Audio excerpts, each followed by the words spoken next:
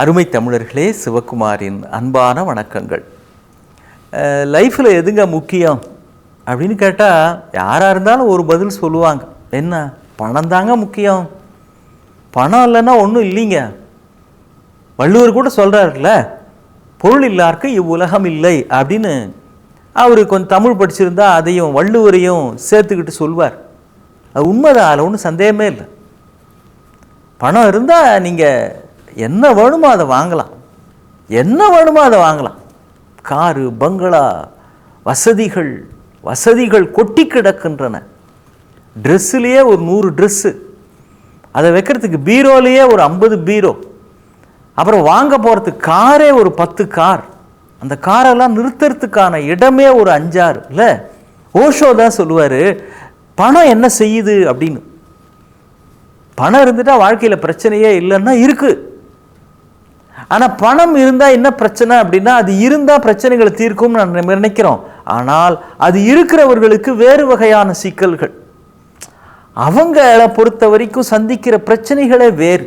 நம்ம நினச்சிக்கிட்டு இருக்கிறோம் மணி சால்வ்ஸ் ஆல் த ப்ராப்ளம்ஸ்னு. ஆனால் இல்லை.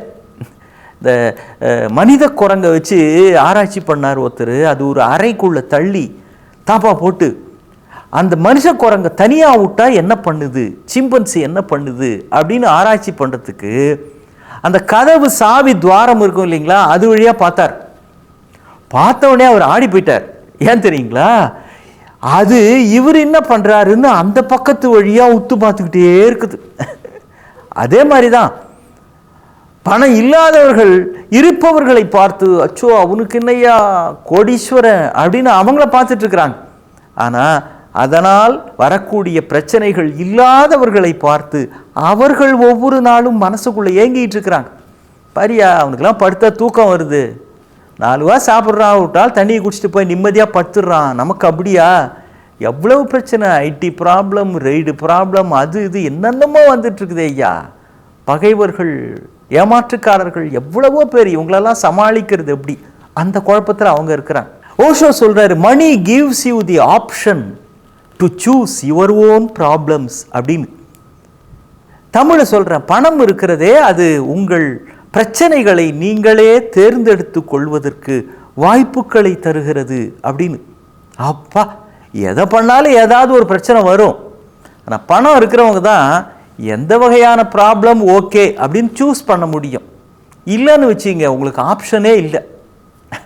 இது ஒரு பக்கம் இருந்தால் கூட உலகம் முழுவதும் இருக்கிற அனுபவஸ்தர்கள், பெரியவர்கள், சிந்தனையாளர்கள் அதை 2ஆம் பட்சமாக தான் நடத்துகிறாங்க, ட்ரீட் பண்ணுறாங்க.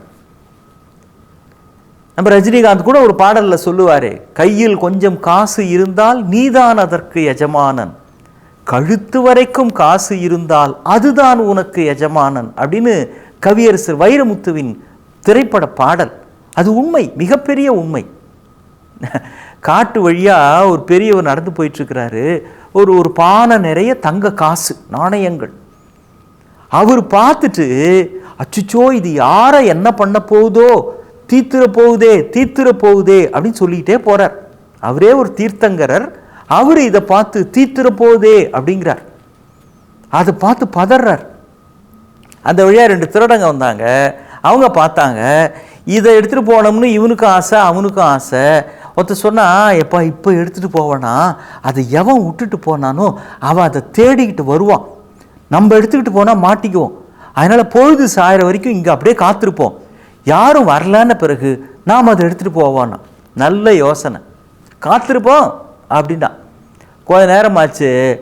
ஒருத்தர் சொன்னால், எப்பா மத்தியானம் ஆயிடுச்சு, பசி நேரம், நான் பக்கத்து ஊரில் போய் சாப்பாடு வாங்கிட்டு வரட்டோமான்னா.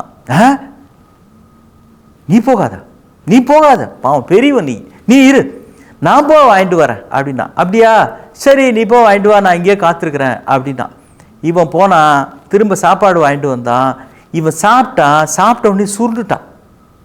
ஏன்னா பசி மயக்கம் அப்படின்ற காரணத்தினால இவன் சாப்பிடுவானே அப்படின்னு அவன் சாப்பாட்டில் விஷம் கலந்துட்டான்.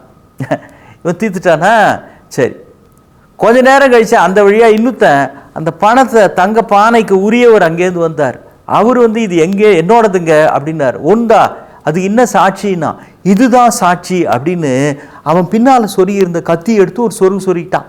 அவன் இவனை விட பெரிய திருடன். அப்போ தீத்துர போகுதேன்னு அந்த தீர்த்தங்கரர் சொன்ன வார்த்தை உண்மையாயிடுச்சுங்களா? அதுதாங்க, பணம் என்பது நம் கட்டுப்பாட்டில் இருக்க வேண்டும். இன்றைக்கு அதை துரத்தி கொண்டு ஒரு நாடு, ஒரு சமுதாயம், ஒரு இனம் ஓடிக்கொண்டே இருக்கிறது.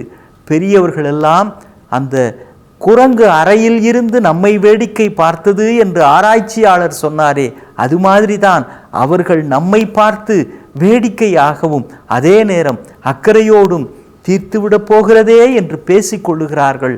மனதுக்குள் பதற்றத்தோடு நம்மை பார்த்து சொல்லுகிறார்கள், கொஞ்சம் எச்சரிக்கையாகத்தான் கையாள வேண்டும். இல்லையென்றால் எதை தீர்க்கிறது என்பது அடுத்தது. ஆனால் மனதில் இருக்கிற நிம்மதியை, அமைதியை அது தீர்த்து கட்டிவிடும். அதற்காகவாவது கொஞ்சம் எச்சரிக்கையாக கையாள வேண்டும். மீண்டும் சந்திப்போம். வணக்கம்.